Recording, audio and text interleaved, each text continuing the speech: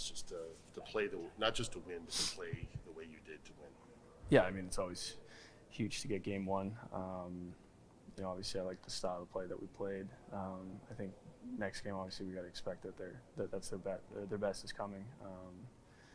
Obviously they're the defending cup champions for a reason, and we have to be prepared. So today is just about regrouping and looking at some things and preparing ourselves for a battle tomorrow. How much of the true Kraken from this season do you think you guys were able to show last night? Yeah, I mean, each game is different. I think the biggest strength of our team, we've said it all year, is our depth, and obviously we used that last night. So, I think there's going to be highs and lows in the series. There always is. The biggest thing for us is not to get too high. I think we know our opponent over there. We know the team that they have, and obviously this is a new experience for us as a team. There's a lot of individuals on this team who've been in long runs of won cups, and I think that's important that we have that experience. But it's about getting back to ground level. What's the challenge in keeping the foot on the gas pedal tomorrow and keeping up that same intensity in game two? Well, I think we just got to try and stick to what we do best, and that's roll four lines and play fast and play aggressive. I really like that we didn't really dip our toe in the water yesterday. We jumped right in, and we knew that we have a lot of respect for that opponent over there. So, I think the biggest thing is we have to understand that, they're the defending cup champions for a reason, and they're going to bounce back, and they're going to have their best. So we definitely have to have ours. Hey, Jordan, would you evaluate your line last night, how you think you guys did?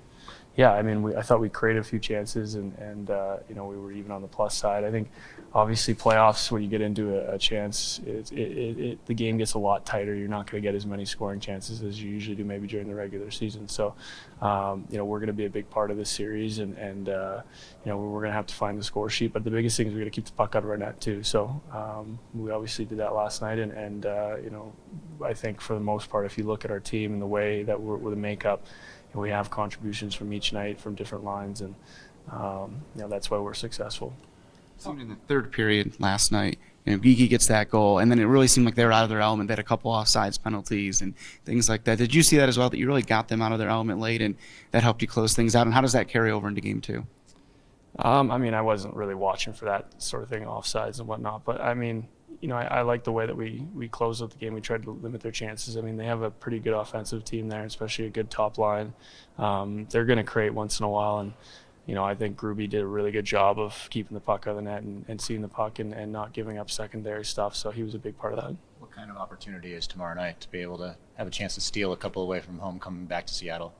Yeah, it's a huge opportunity. I think it's going to be a tough challenge, and like I just said, they're a really good team over there. So they're going to have their best, and we have to be prepared for that. Does momentum exist as much in the playoffs as it does in the regular season? Oh, more. I've always said momentum during the regular season seems to be game to game. If you go on win streaks, you go on losing streaks. In the playoffs, it seems to be shift to shift. Things just exponentially get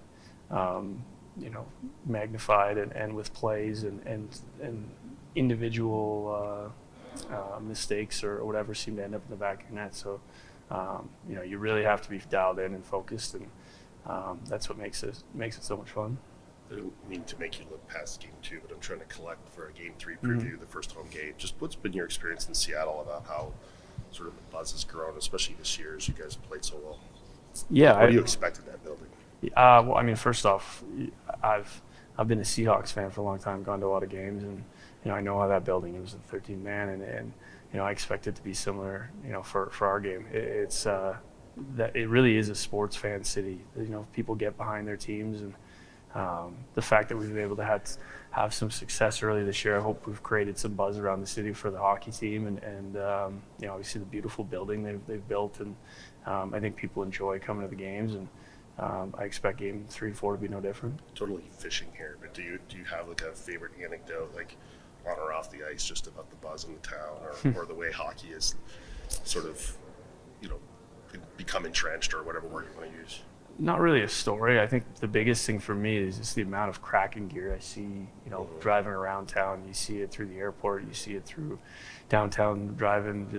and through the city. It's, you see it everywhere, and I think Seattle's done a really good job of building up the organization and obviously building the great arena, building our practice facility, and just creating that buzz.